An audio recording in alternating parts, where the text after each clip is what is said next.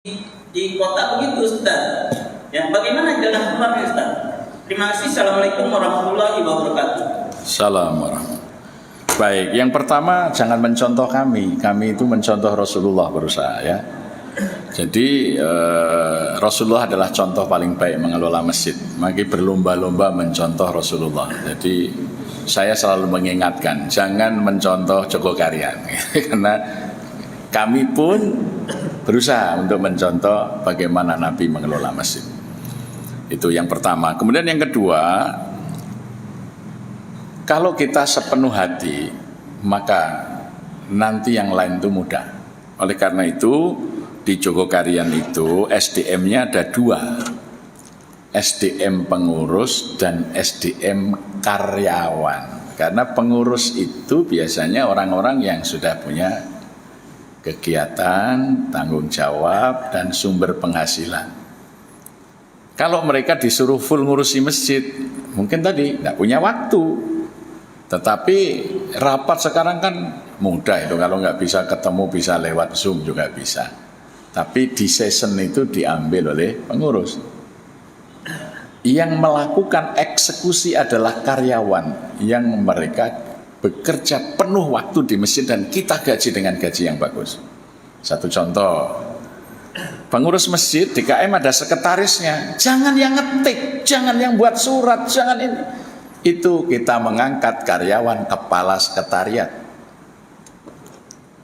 Jangan yang menulis laporan keuangan bendahara pengurus, nggak akan sempat, dia sibuk. Apalagi bendahara biasanya dipilih orang yang kaya, yang punya duit. Maka dia kalau dimintai laporan nggak selesai-selesai. Maka angkatlah karyawan bagian keuangan. Dialah yang akan menyelesaikan tugas-tugas itu.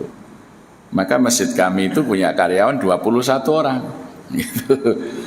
Kepala sekretariat kami itu dulu bekerja di Pertamina. Masih muda, dia pengen di rumah karena Pertamina kan di proyek ya. Dia pengen nungguin anaknya. Kebetulan salah satu anaknya hiperaktif gitu ya. Nah maka udah dulu di Pertamina digaji berapa? Ya kita sama tambah sedikit gitu. Ya harus berani, itu nanti ada uangnya, jangan khawatir. Sehingga pekerjaan itu selesai. Kalau ini dibebankan sekretaris yang pengurus, kapan dia ke masjid karena dia sibuk? Maka ada kepala sekretariat, ada bagian keuangan, biro keamanan itu pengurus. Ya, tapi security itu karyawan. Ya. Biro rumah tangga pengurus, tapi merebut ya. Bagian pembangunan, pemeliharaan karyawan penuh waktu. Jadi jangan wah pengurus kan sibuk. Iya, pengurus harus sibuk. Kalau nggak sibuk nanti diurus orang dia. Ya. Angkatlah karyawan untuk mengeksekusi putusan pengurus. Nah, itu yang pertama. Yang kedua, supaya tidak ada perbedaan pendapat itu, maka gagasan-gagasan ini kita tuangkan dalam rapat kerja tahunan. Jadi kita setiap tahun ada rapat kerja, kita tentukan programnya apa saja. Ini, oke. Ini ditangani biro apa, ini biro apa, sudah serahkan. Uangnya dari mana? Ada kotaknya masing-masing itu. Ya. Biro kebencanaan, ada kotak bencana. Awal pandemi itu setelah kita untuk bantuan ke daerah-daerah bencana masih ada saldo 400 juta. Oke, sekarang apa? Itu tangani COVID. Apa? Sopir-sopir travel ini yang nggak jalan karena ada PPKM, ada 60 orang, poskan ke masjid. Mereka jadi tim relawan COVID. Kita berikan honor piket 20.000, ini ada 60 orang di shift 3 kali 20. Nah ini apa? Kalau ada yang kena COVID, layani, dia butuh apa? Cek oximeternya kita sediakan. Oh perlu oksigen, masjid standby ada 60 tabung oksigen. Kalau habis, sediakan mesin oksigen. Oh itu ada yang terpapar, diisolasi. Kalau rumahnya nggak layak, masjid menyediakan rumah isolasi. Kita sediakan. makannya disediakan oleh masjid 3 kali sehari by request. Oh Pak, ini mintanya sego godok. Nah, karena orang yang kena itu nafsu makannya turun, jadi tidak dikasih nasi pok, suruh milih mau makan apa. Sate kambing, antar nasi kambing. Karena 20 yang piket tadi melayani mereka. Ya. Ada yang kehilangan pekerjaan, dirumahkan. Mau nggak kerja? Masjid sediakan kain, jahit masker. 1 masker kita beri upah 1.500. Ada ternyata 36 orang ambil pekerjaan itu. Sehari rata-rata 75 sampai 150 masker. Dia dapat penghasilan. Ya.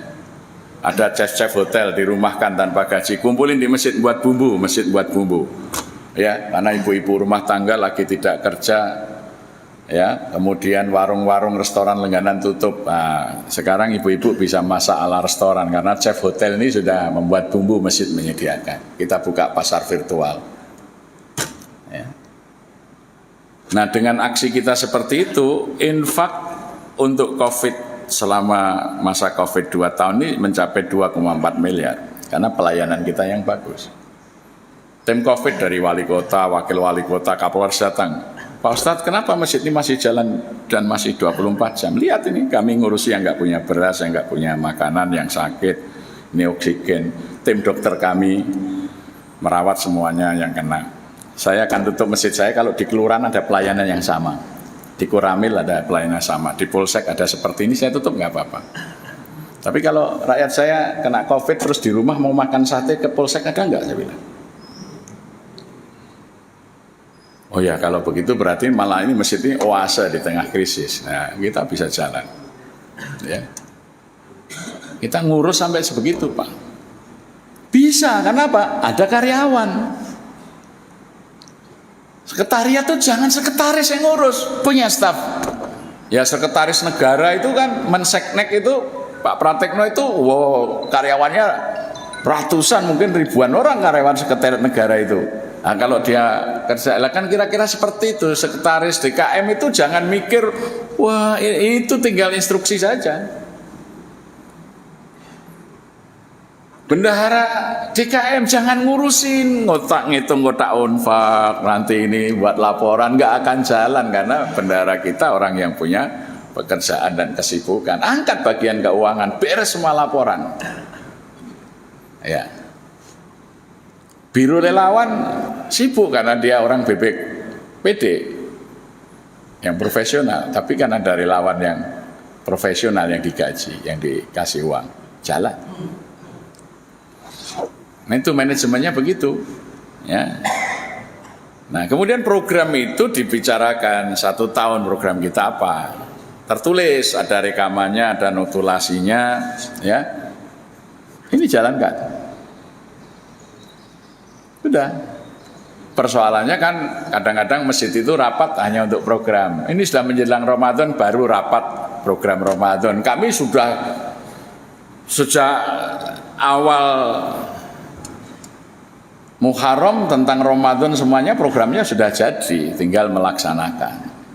Bukan rapat menjelang Ramadan baru bentuk panitia, baru nanti kegiatannya apa, enggak kejar nanti program kita banyak. Ya. Nanti yang melaksanakan tinggallah yang operasional. Bagaimana fundraisingnya? Serahkan aja anak-anak muda itu melalui media. Kegiatan Ramadan kita H-60 itu sudah mulai kerja mereka. Ramadan Masjid Jogokarian tahun ini kegiatannya apa saja, ya. Kemudian peluang untuk beramal, bisa infak untuk buka puasa 3.500 porsi, per porsi tahun ini ditetapkan 15.000, ya. Kemudian siapa yang menanak nasi, siapa, ini semuanya sudah direncanakan sebelumnya. Yang ngurus masjid itu begitu, bukan menjelang Maulid rapat, panitia Maulid itu kan panitia bukan pengurus masjid itu namanya panitia masjid. Jadi selalu rapat menjelang ada kegiatan, ya tidak pernah bisa terprogram dengan baik. Coba, maka Ramadan sudah hampir tiba saja. Apa Ramadan tahun ini? Misalnya tema kita apa? Kemudian tema itu nanti dikaitkan dengan lampu-lampion kita. Program kebangsaan kita apa? Misalnya, ya. Kalau di sini ada polisi atau TNI, saya ingatkan masjid itu adalah pembangun nasionalisme. Ya, maka jangan dicurigai. Maka kalau kami di Jogokarian itu, kami sudah sampaikan, kalau ada warga yang tidak punya bendera merah putih, silakan masjid menyediakan. Sehingga setiap warga, tidak hanya yang di pinggir jalan, kalau Agustus tanggal 1 sampai tanggal 31 Agustus mengibarkan merah putih, masjid menyediakan bendera merah putih. Kadang-kadang Agustus saja masjid tidak pasang merah putih, ya.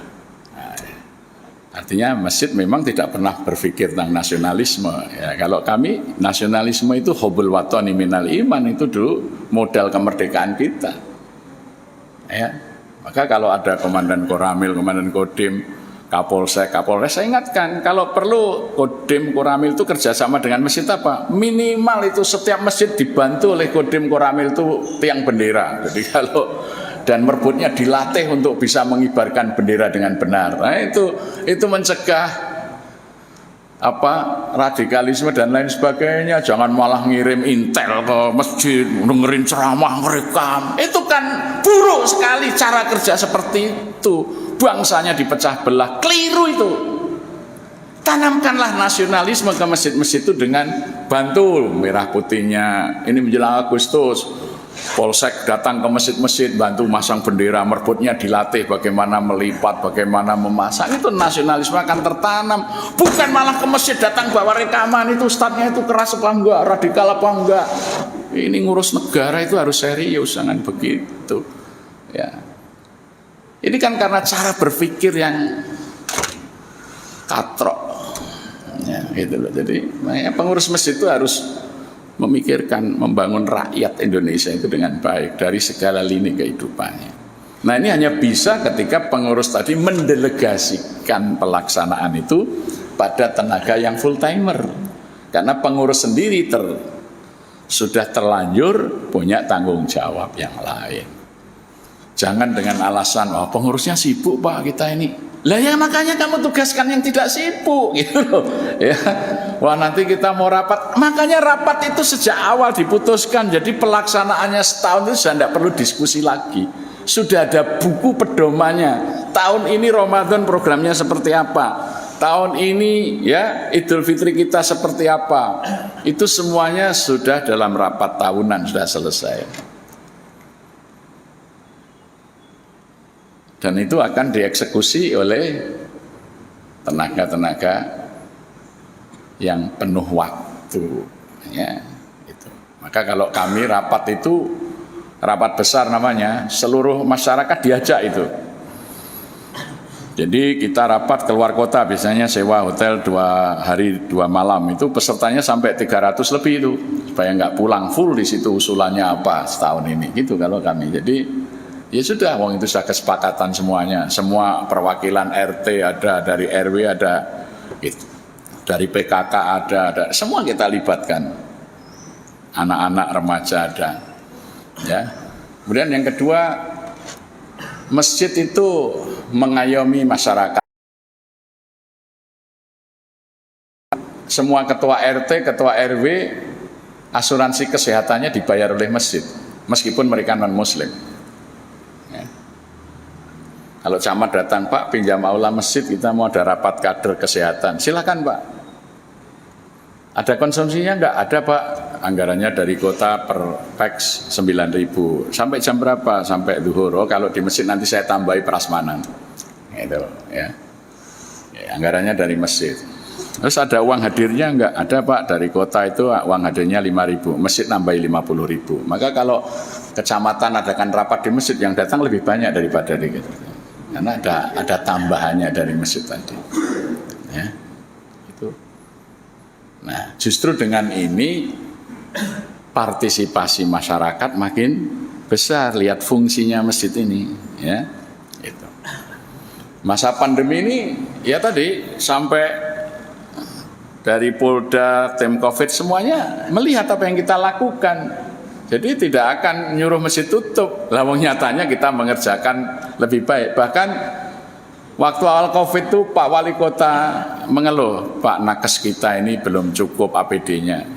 seminggu lagi Pak Wali datang ke sini, ajak kepala dinas kesehatan, kepala rumah sakit umum daerah. Saya sediakan. Kami sediakan itu berapa? 390 set APD dari baju hazmat, face shield, semuanya disediakan oleh masjid. Sampai rumah sakit umum daerah Surabaya Dr. Sutomo aja minta bantuan APD ke masjid cukup kalian. Dan itu menjadi apa? Menjadi peluang usaha teman-teman yang punya usaha konveksi karena nggak ada orderan seragam sekolah. Sekarang garap baju APD, garap ini. Nah, uangnya dari mana? Dana kebencanaan, dari kotak kebencanaan itu. Kita tidak mau ini mau bencana Semeru baru ngedarkan. Enggak, kami sudah ada kotak khusus kebencanaan, rekening khusus kebencanaan. Itu ya sudah ada terus dana itu nggak pernah enggak. Karena sejak 2003 masjid itu sudah kita rancang sebagai masjid tanggap bencana. Tidak hanya soal pendanaan tadi, tapi masjid sudah punya 2 aula besar dengan kapasitas 700 kasur dan bantal, kita ada semuanya. Dapur kita sudah masak pakai mesin steamer, jadi kalau menanak nasi sampai 200 kg itu 60 menit selesai.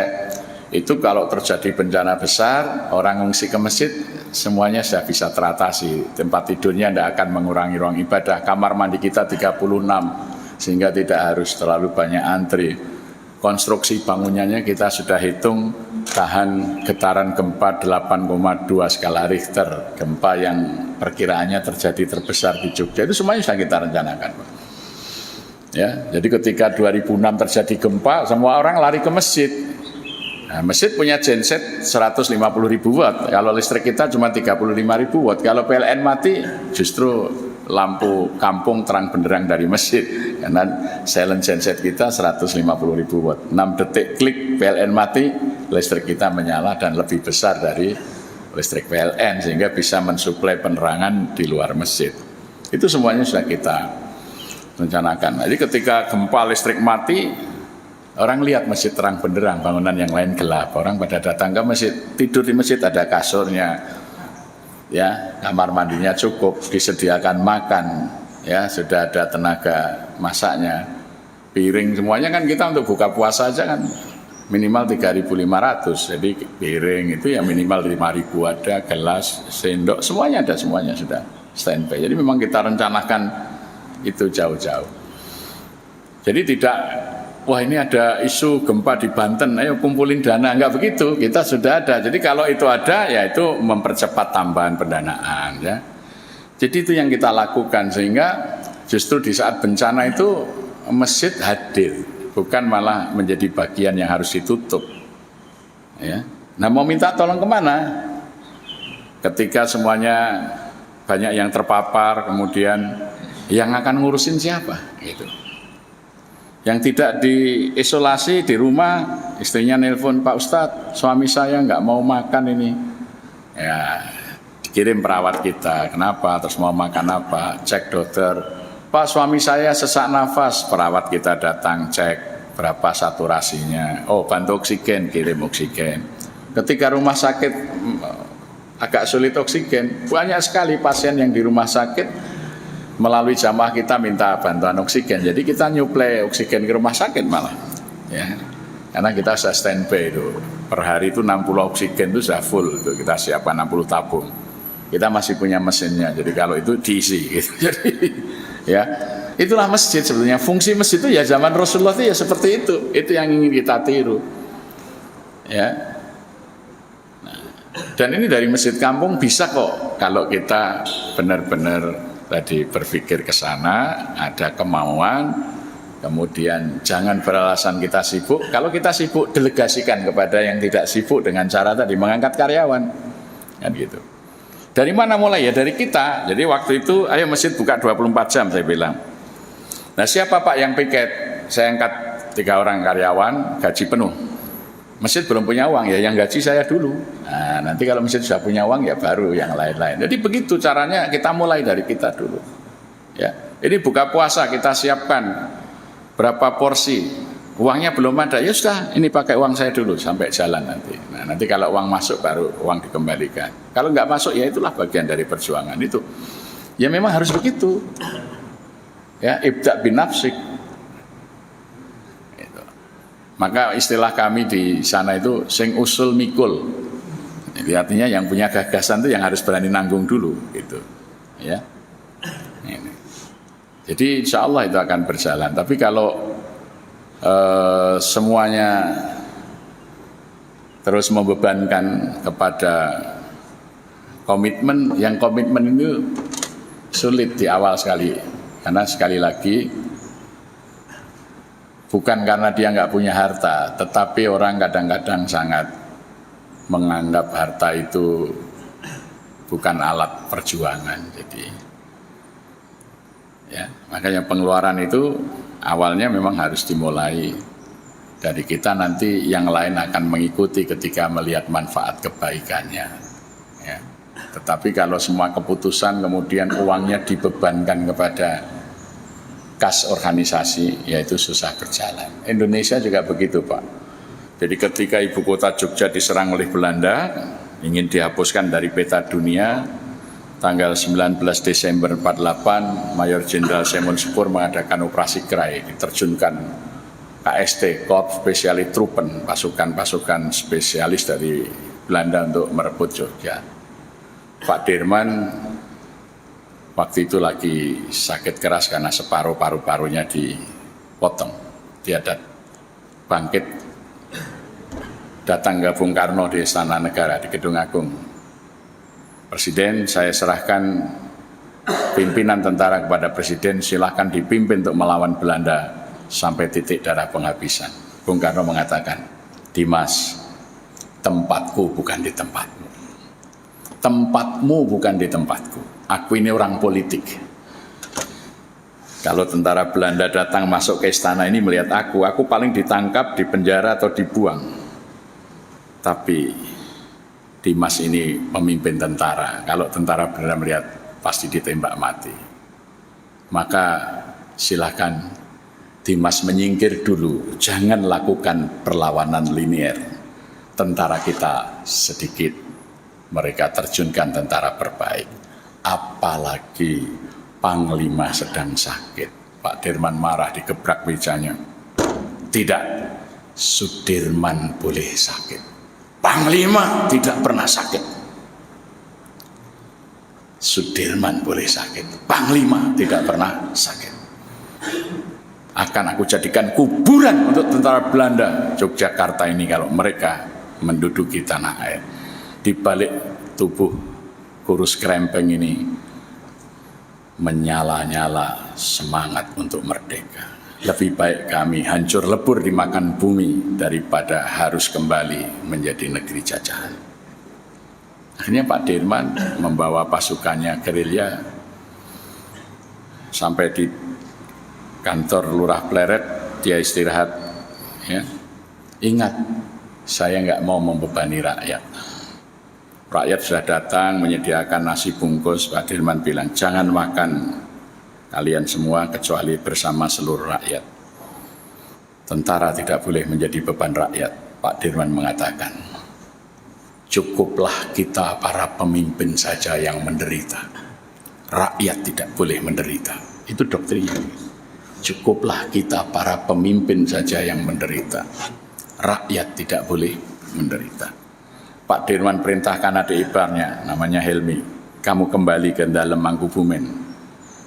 Minta kepada istriku, mertuaku, dan anak-anakku, serahkan perhiasan mereka dan sebagian uang untuk kita pakai bekal berjuang. Jangan sampai tentara kita itu nanti menjadi beban rakyat.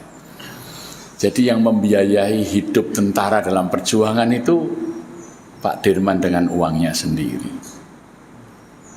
Itulah kemerdekaan bisa diraih kembali dengan pengakuan kedaulatan tanggal 30 Juni 1949 karena semangat itu. Nah, pemimpin itu begitu. Jadi jangan menggunakan. Kalau waktu itu Pak Dirman, wah ini mau perang nggak ada APBN, nggak jalan, kita sudah jadi jajan lagi, ya. Itu uang keluarganya ambil untuk membiayai tentara, jangan membebani rakyat. Ingatkan betul prajuritnya, cukuplah kita para pemimpin saja yang menderita, rakyat tidak boleh menderita. Ya, Coba, makanya sekarang patung Pak Dirman itu ada di jalan-jalan besar. Jalan utama Indonesia itu selalu namanya Jalan Sudirman, termasuk di Jakarta itu. Ya.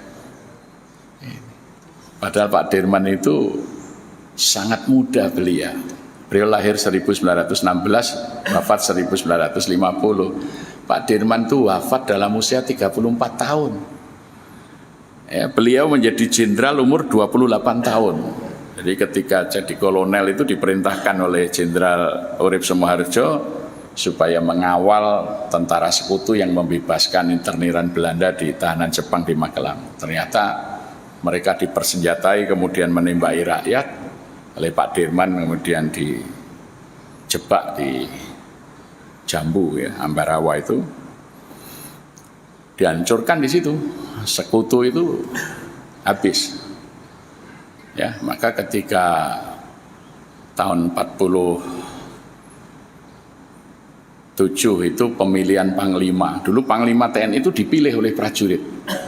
Pak Dirman yang baru kolonel itu terpilih jadi Panglima. Padahal ada Gatot Subroto sudah jenderal, Urip Sumoharjo sudah jenderal, Jatikusumo sudah jenderal. Yang menang itu kolonel. Maka Sudirman harus dinaikkan jenderal bintang 4 karena memimpin para jenderal. Umur 29 tahun sudah bintang 4 beliau. Ya, itu karena dicintai, karena pengorbanannya. Ya. Saya 5 tahun yang lalu diundang oleh Kementerian Pertahanan Jepang. Saya nangis di depan pintu kementerian itu. Itu kantor Tentara Bela Diri Jepang, kantor TNI-nya lah di Jepang. Itu ada patung Sudirman di situ, dan setiap prajurit lari di situ kalau pagi itu hormat kepada patung Sudirman. Ini kebanggaan, ini yang dididik di peta oleh Jepang yang bisa mengalahkan sekutu. Jepang sendiri kalah sama sekutu ya. Masya Allah, sampai ada Hari Sudirman di sana tanggal 24 Desember itu mereka upacara menghormati Sudirman. Ya, itu orang Jepang ya. Kata kuncinya apa? Tadi, cukuplah para pemimpin saja yang menderita, rakyat tidak boleh menderita. Haji Agus Salim ketika ditanya juga oleh wartawan, Gus, bagaimana menjadi pemimpin? Dia mengatakan, leaden is legend. Memimpin itu menderita. Menjadi pemimpin itu siap untuk berkorban. Maka ketika dilantik jadi Menteri Luar Negeri untuk misi mencari pengakuan kedaulatan, di lantai itu jasnya tambalan. Sekarang anggota DPRD saja jasnya bagus-bagus.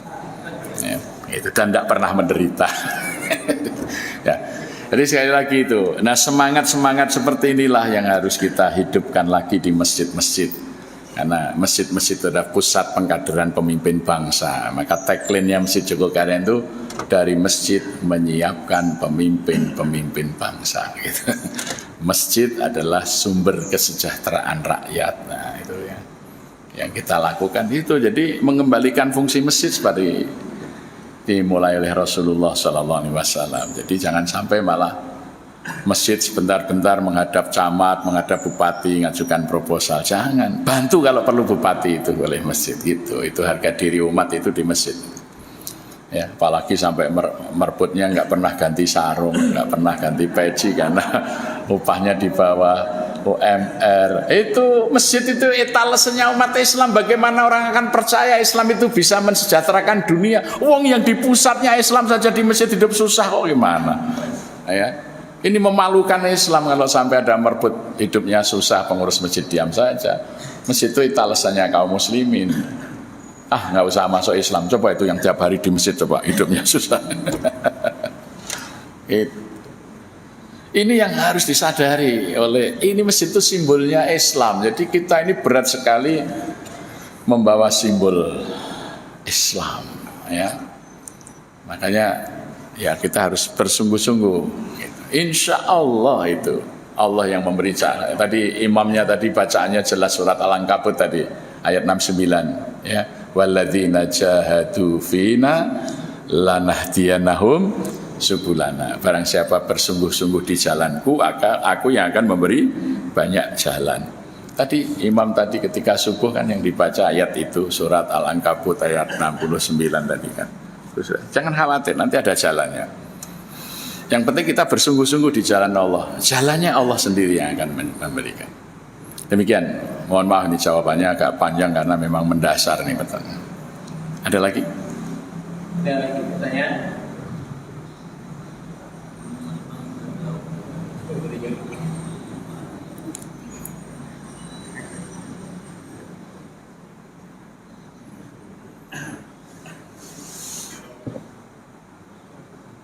Assalamualaikum warahmatullahi wabarakatuh. Salam.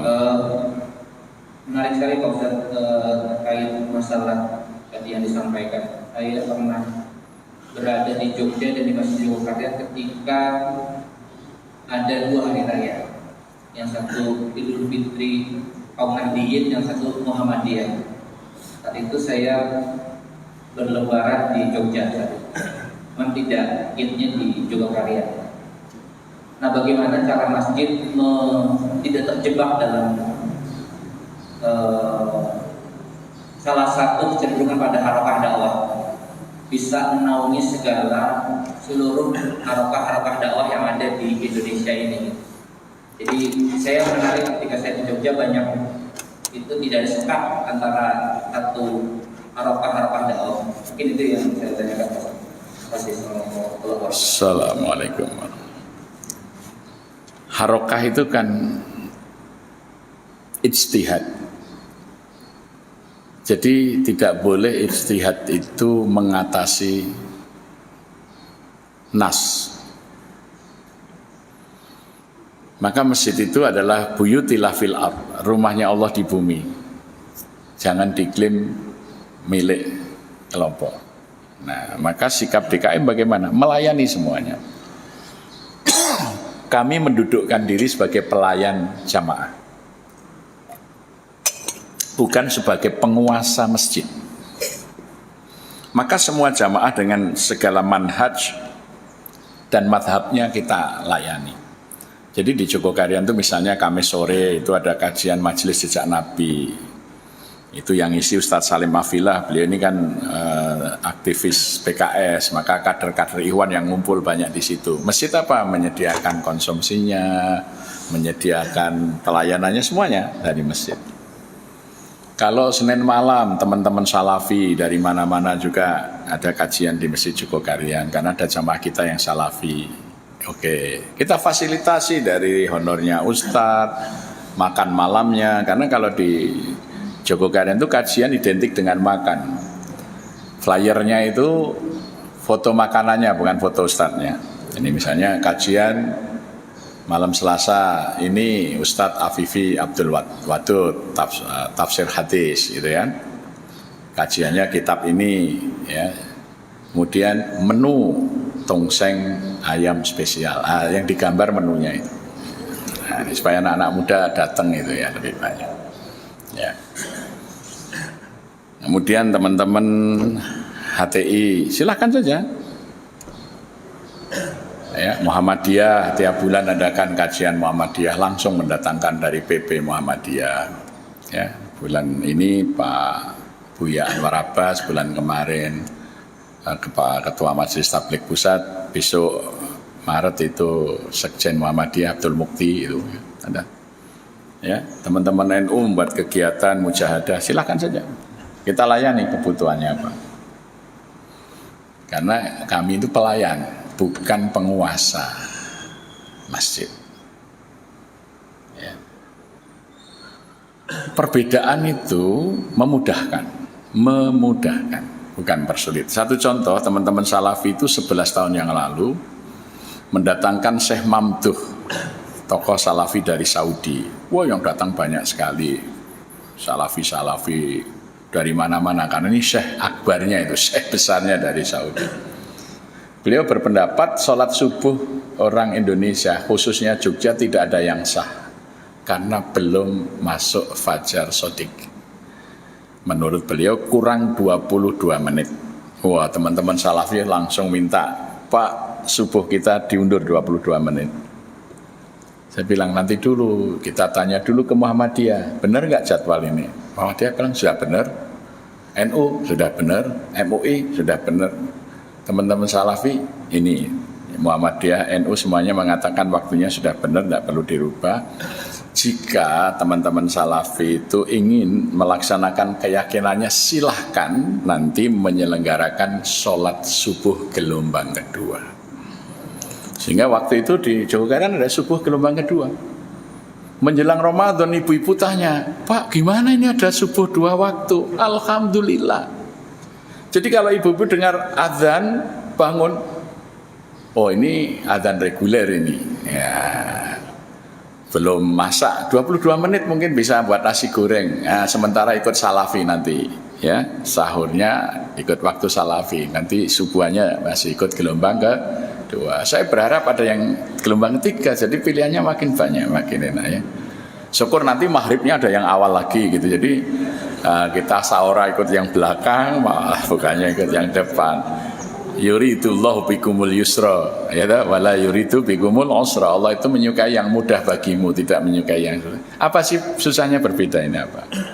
Apa coba? Malah mudah, banyak pilihan kok. Kita itu mempersulit karena apa? Bodoh.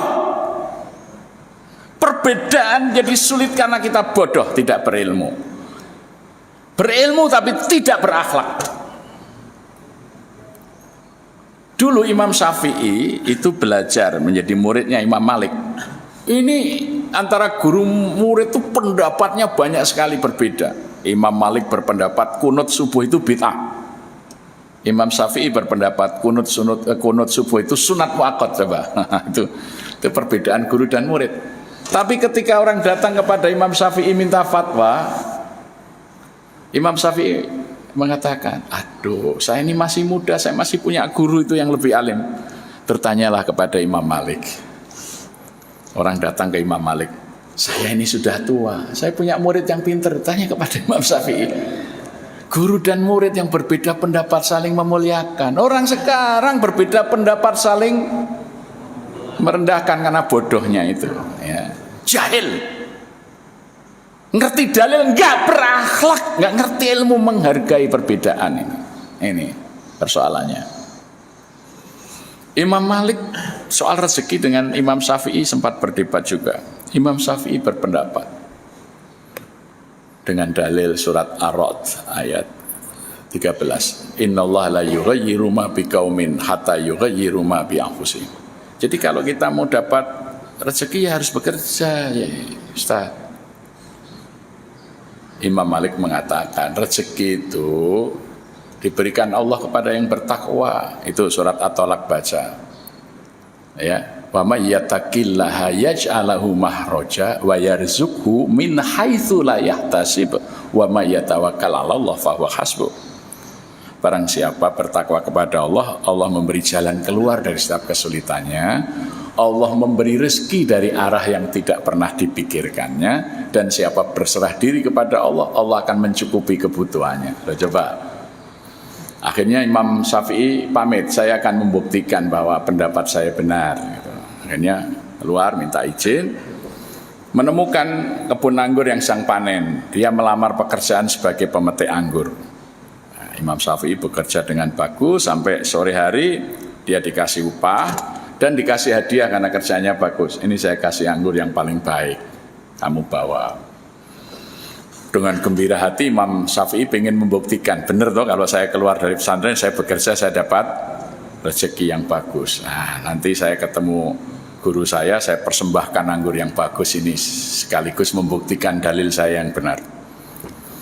Ketemu Imam Syafi'i menyampaikan tadi, guru, ini saya tadi kerja di kebun anggur, ini dapat upah, ini masih dapat hadiah anggur yang bagus, maka saya serahkan anggur yang bagus ini kepada guru.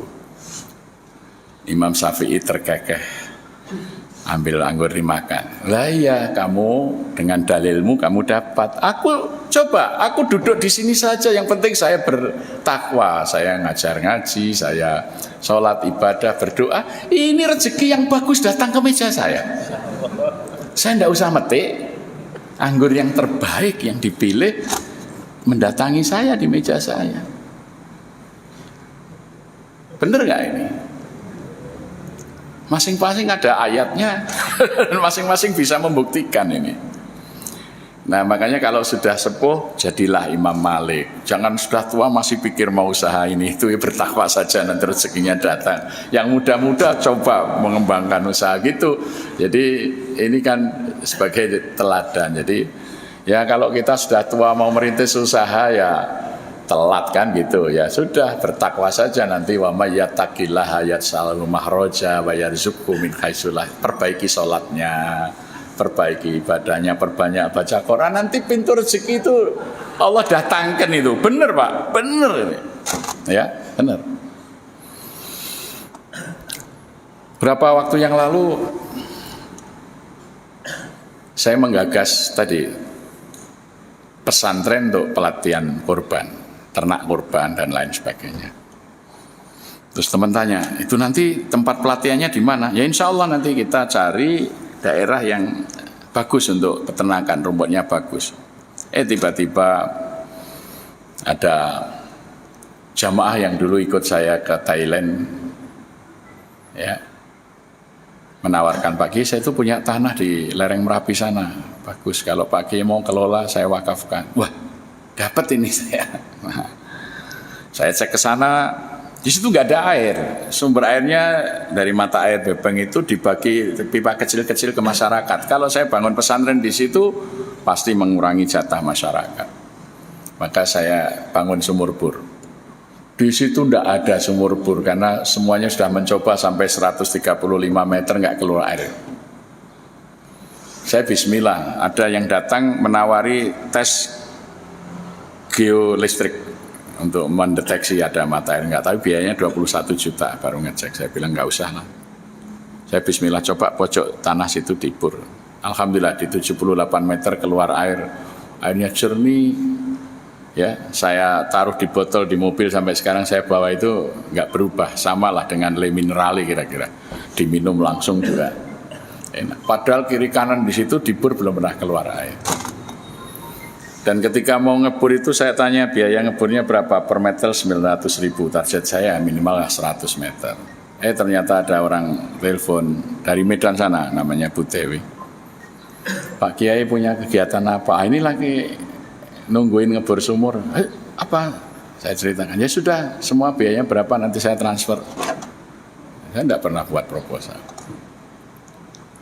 Ya, saya mau bangun masjid supaya selaras dengan Merapi, saya mau bangun masjid Joglo. Tiba-tiba ada orang datang, Pak Ustadz, sambil nangis itu, saya itu bertengkar sama anak-anak saya. Kenapa?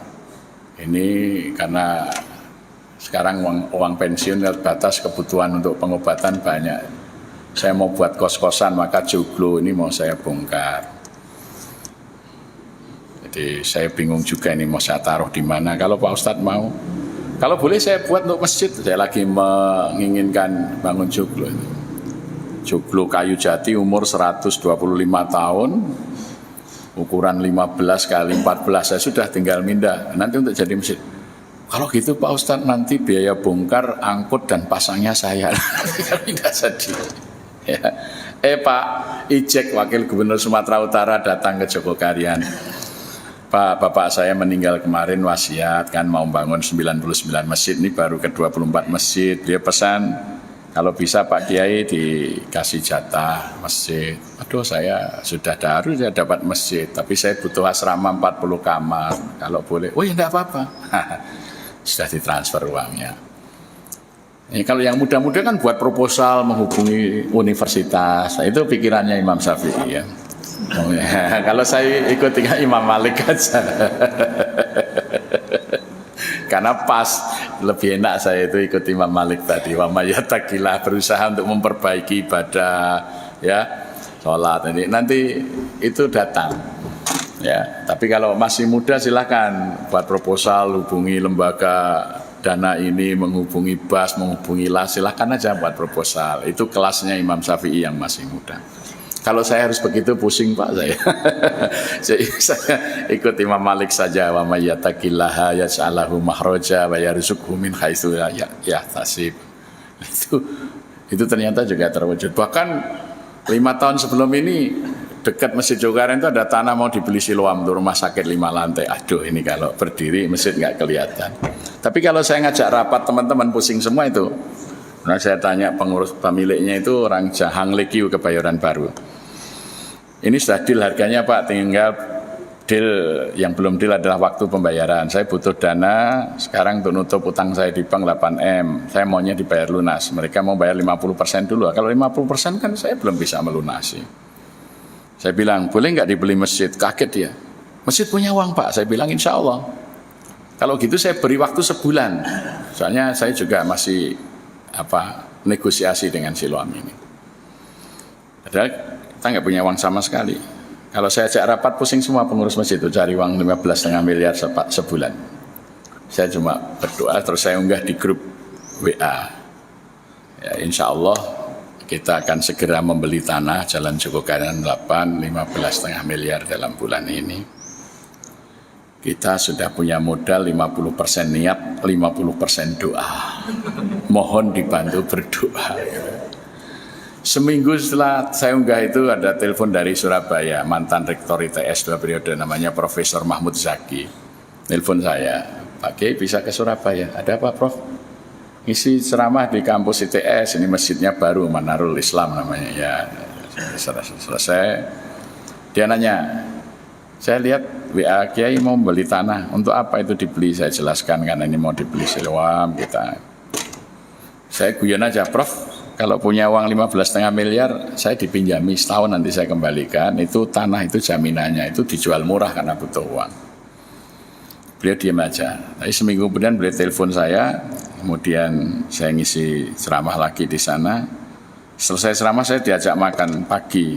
Terus beliau menyampaikan, mohon maaf Pak Kiai, saya nggak bisa membantu meminjami uang karena kami nggak biasa minjamkan uang. Tapi insya Allah kami yang beli saja kami serahkan ke masjid. Hari ke-23 saya transaksi yang tadinya amin hu hehehe menjadi hu hu gitu ya. Nah itulah ya, Allah itu masih ada. Maka syarat memakmurkan masjid itu dua saja. Innama ya'muru masajidallah, man amana billah, yang kedua wal yaumil akhir. Ya. Jadi saya tanya, Allah masih ada enggak? Masih. Allah Maha Kaya enggak? Ya. Allah Maha Pemberi enggak? Ya. Allah Maha Pengabul doa enggak? Ya. Ya sudah, kita minta pada Allah saja. Lah untuk yakin itu aja kadang-kadang susah loh teman-teman itu.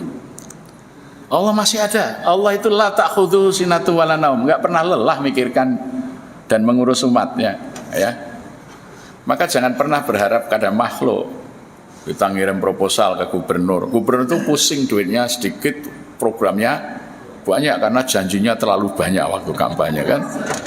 Anggarannya sedikit, kalau kita datang bawa proposal kan nambah pening gitu ya. Nah, kalau Allah tidak pernah pening. Ud'uni, mintalah kepadaku astajib lakum. Lah kenapa kita minta gubernur? Miskin dan kikir kok.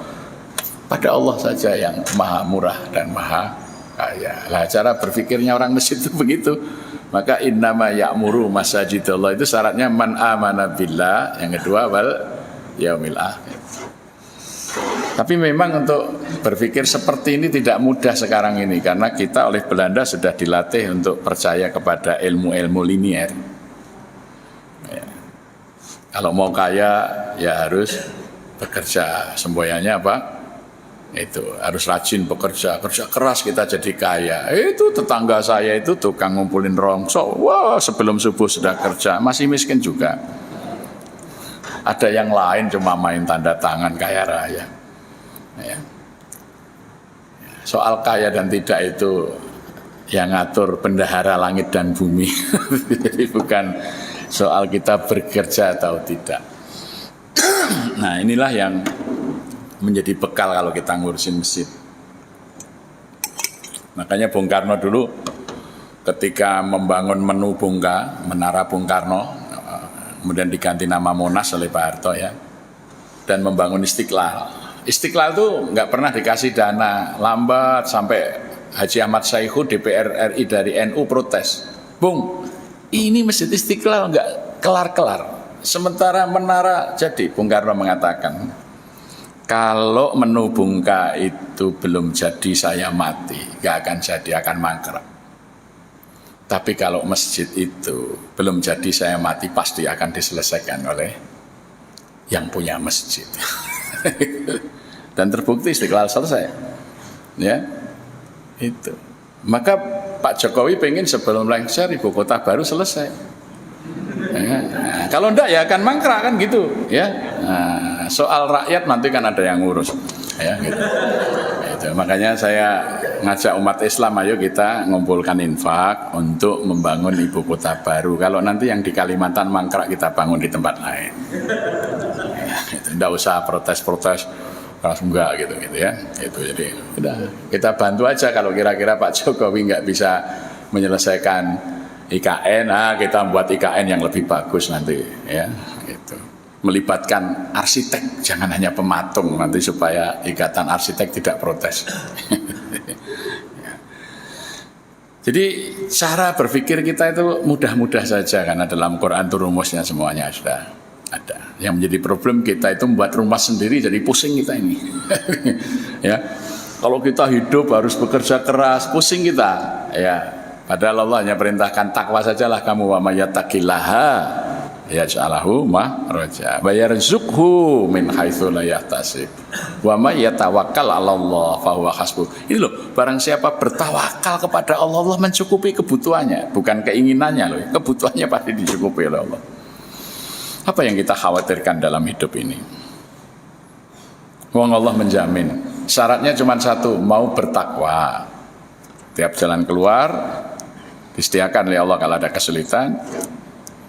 Kemudian mau bertakwa, rezekinya disediakan. Kalau pengen dicukupi butuhnya, tawakal saja kepada Allah. Wa may yatawakkal 'ala Allah fa huwa hasbuh. Rumus Al-Qur'annya itu kan jelas. Ya. Nah, kalau kita membuat rumus sendiri ya silakan saja. Tetapi konsekuensinya harus mencari jalan sendiri. Ya, tapi kalau kita sungguh-sungguh menempuh jalan yang dijanjikan Allah, ya. Wa anna hadza sirati mustaqima fattabi'u. Ya, inilah Al-Qur'an, ini jalan yang lurus, ikutilah dia. Wala tattabi'u subula, jangan ikut yang lain. Fattafarraqa bikum an sabili. Kamu akan tercerai-berai dari jalan Allah. Dzalikum wasaqum bihi la'allakum tattaqun. Maka aku wasiatkan ini kepadamu semua supaya kamu bertakwa. Yang menjadi problem itu kita lebih banyak membaca ini daripada membaca Quran. Sayyidina Umar Ibn Khattab itu pernah satu hari dia menemukan suhuf-suhuf Musa, lembaran-lembaran Taurat. Dia karena bisa baca, asik sekali membaca sampai tidak menyadari Rasulullah dan Sayyidina Abu Bakar sudah ada di sampingnya. Maka Sayyidina Abu Bakar membentak Sayyidina Umar, "Ya Umar, lihat siapa yang hadir di sebelahmu. Lihatlah wajahnya." Menoleh begini, kaget Rasulullah bermuka masam. Kenapa? Melihat Sayyidina Umar asik membaca Taurat.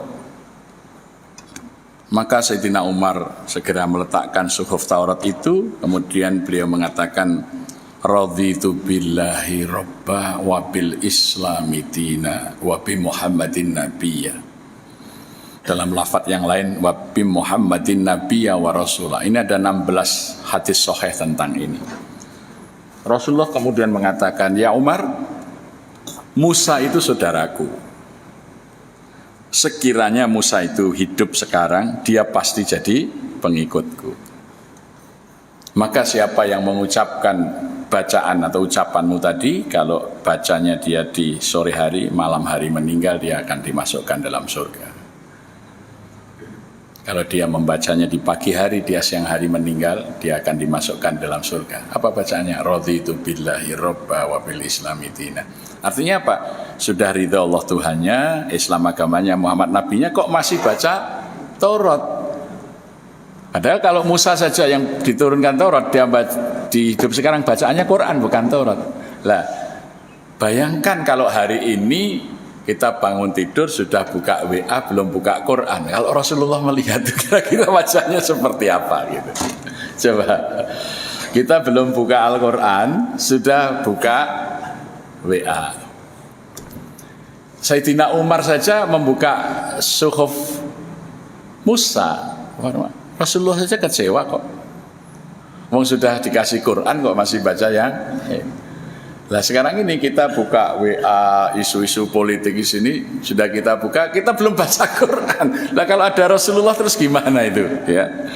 Nah maka kemudian raditu billahi robba wa bil islami dina harus diekspresikan. Nah ini persoalan-persoalan kita hari ini begitu. Jadi menyelesaikan persoalan tidak cari dulu dalam Quran, sunnah, mengedepankan pikiran kita.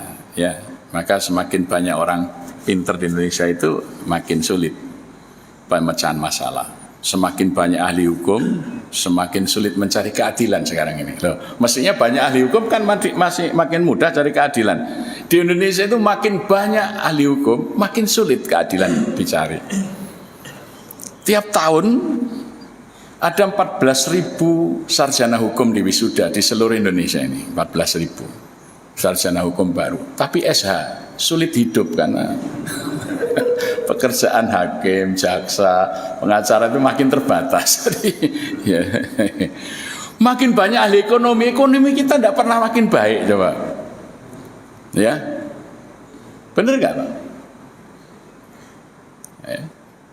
Maka SE sulit hidup, sulit ekonominya. Banyak sarjana ekonominya nggak baik-baik gitu. Jadi, nah kenapa? Karena barokahnya itu nggak ada, karena ilmunya tidak diimbangi dengan ketaatan kepada Allah. Ya. Banyak sarjana politik, ahli politik, politik kita makin nggak karu-karuan coba. Kita mundur sekali sekarang ini. Dulu nggak suka kalau polisi, tentara dikerahkan untuk nanganin proyek, kita protes Pak Harto waktu Waduk Kedungombo. Lah kok sekarang juga ada peristiwa Wadas misalnya ya. Ini kan aneh ini. Kita ini sudah belajar bertahun-tahun kok malah mundur seperti ini ya. Itu. Dulu kita demo masuk kampus, TNI, polisi nggak berani masuk kampus karena ada kebebasan mimbar akademik. Sekarang tidak hanya polisi masuk kampus, rektornya ikut memecat mahasiswa yang demo coba. Perguruan tinggi hari ini telah roboh sebagai pilar demokrasi. Dulu wartawan dengan medianya itu pilar demokrasi, menjadi alat kontrol kekuasaan. Sekarang media menjadi buzzer. Coba. Ilmu pengetahuan tidak meningkatkan taraf kehidupan lebih baik kalau tanpa agama. Ini bukti hari ini coba. Jadi seperti makin tidak masuk akal, makin banyak sarjana hukum, keadilan makin susah dicari. Makin banyak sarjana ekonomi meroket ke bawah. Ya. Makin banyak sarjana politik, politik kita makin nggak berkualitas. Ini kan bertentangan antara gerakan meningkatkan dengan kenyataannya toh. Dulu ada KPK, belum ada KPK, korupsi hanya terbatas. Sekarang ada KPK, malah di KPK sendiri ada korupsi. itu kan menyedihkan sekali kita ini. Kenapa? Hilang berkahnya. Lah berkah itu dari ketaatan kepada Allah. Ya. Jadi ketika nuansa ketaatan kepada Allah itu hilang dari bangsa ini, ya bangsa ini akan kehilangan kemanfaatannya, pengetahuan. Ya. Maka para pendiri kita, negara kita itu tegas revolusioner. Revolusi pertama adalah revolusi keagamaan. Zaman Belanda dan Jepang adalah negara sekuler, maka ketika merdeka menjadi negara berketuhanan yang Maha Esa. Ini revolusi tauhid sebetulnya. Karena Bung Karno mengatakan kepercayaan akan Tuhan yang satu itu, ketuhanan yang Maha Esa, tidak lain ialah tauhid. Tauhid yang menjadi api yang menyala-nyala dan berkobar-kobar dalam Quran suci itu. Dan jikalau tauhid itu telah pula menyala-nyala dan berkobar-kobar pula dalam dadanya bangsa Indonesia, maka bangsa Indonesia akan menjadi bangsa yang tidak pernah mati. Loh, itu pidato Bung Karno dulu gitu. Nah sekarang tauhid dikejar-kejar benderanya. Ya. Ini kemunduran akal bangsa ini yang menyedihkan. Nah maka harus ada perbaikan. Nah dari masjid lah, ayo kita perbaiki. Semuanya kita perbaiki. Ya, itu. dulu Soekarno datang ke Aceh menangis di pangkuan Daud Berh, minta dibantu dana revolusi, maka Daud Berh mengumpulkan lewat PUSA, Persatuan Ulama Seluruh Aceh, sampai bisa beli pesawat, beli persenjataan waktu itu. Ya. Nah, sekarang ini kita tidak mengingat hal-hal seperti itu, ya kondisinya semakin menyesakkan dada. Ekonomi makin memburuk, demokrasi memburuk, keadilan memburuk, ya ini. Bung Hatta bahkan mengatakan, untuk apa kita merdeka? Kita merdeka karena kita ingin tidak ada bumi putra yang hidup sengsara di tanah tumpah darahnya yang kaya raya. Kita ingin merdeka supaya bumi putra menjadi pemimpin di negeri ini. Kita ingin merdeka agar bumi putra tidak lagi menjadi buruh terendah di negeri ini, sementara cukong-cukong asing berpesta pora dengan sumber kekayaan alam kita. Ini tahun 31 Bung Hatta menulis, untuk apa kita merdeka.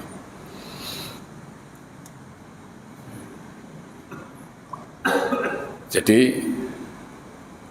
inilah satu perubahan perilaku. Ilmu harus disertai dengan itikat dan akhlak. Jadi ustadz-ustadz yang punya ilmu syariah, oh ini salah ya, jangan kemudian bid'ah kafir itu. Ya, saya sering guyon dengan teman-teman yang sering ini bid'ah. Saya bilang, Syekh, biasanya kalau ahli pertanian itu senang bicara soal pertanian, ya. Kalau ahli hukum senang bicara hukum. Lah kalau antum sering bicara bid'ah, jangan-jangan antum ahli bid'ah. Ya. Biasa. Dulu Hasyim Asy'ari itu punya sahabat baik namanya Kiai Amar. Kiai Amar itu di Mas Kumambang, Gresik, ya, dekat masjid saya yang saya bangun sekarang. Kiai Amar ini masih keluarga dengan Kiai Abdullah Fakih. Jadi karena Kiai Amar, Kiai Abdullah Fakih Langitan yang tokoh NU itu, Kiai Khos itu kakak beradik dengan Kiai Amar. Kiai Amar ini dikenal Wahabi sampai sekarang pesantrennya Mas Kumambang. Ini terakhir dipimpin oleh menantunya, ya. Itu Kiai Amar ini teman dekat dengan Kiai Hasyim Asy'ari. Satu saat Kiai Amar ini berkunjung ke Tebu Ireng. Kiai Hasyim bilang kepada santri-santri dan masjid sekitar situ, besok saya punya tamu sahabat saya, orang alim dari Mas Kumambang namanya Kiai Amar. Besok kalau mau menjelang sholat, sementara jangan tabuh beduk, jangan pukul kentongan, karena sahabat saya itu nggak suka suara itu. Datang, heran dia, loh kok nggak ada beduk ini? Nggak tahu ini takzimnya Hasyim Asy'ari kepada Kiai Amar. Satu saat ganti Kiai Hasyim Asy'ari berkunjung ke Mas Kumambang, pesantren besar juga. Kiai Amar bilang pada pondoknya, pada masjid sekitarnya, buat beduk, kalau perlu pinjam dulu. Nanti ada tamu saya, Kiai Hasyim Asy'ari, Hadratus Syekh. Beliau senang sekali dengan beduk, untuk menggembirakan beliau nanti kalau waktu sholat tabuh beduk sama kentongannya. Tiba-tiba ada beduk dan kentongan. Itu begitu saling memuliakannya orang-orang yang berilmu. Ya. Nah, kalau sekarang ini biasanya saling menghujat itu karena apa? Ilmunya tidak dilandasi dengan akhlak. Maka masjid jangan terpancing kemudian membawa itu sehingga orang ke masjid tidak mendapat ketentraman, malah datang ke masjid jadi pusing. Wah, saya ini sudah sholat bertahun-tahun, sholat saya salah ternyata Pak Ustaz di sana. Wah, harus pindah masjid lain yang tidak salah di sana. Jadi ya, ini cobalah kita itu merawat umat dengan penuh kesabaran. Kalau toh harus memberi nasihat, kan perintah Allah jelas, tawasau bil haqqi wa tawasau bis sabr wa tawasau bil marhamah. Memberi tausiah itu dengan benar, dengan sabar dan dengan penuh kasih sayang. Ini prinsipnya tausiah itu tiga itu, tawasau bil haqqi, tawasau bis sabr wa tawasau bil marhamah. Ini ada ayatnya semuanya.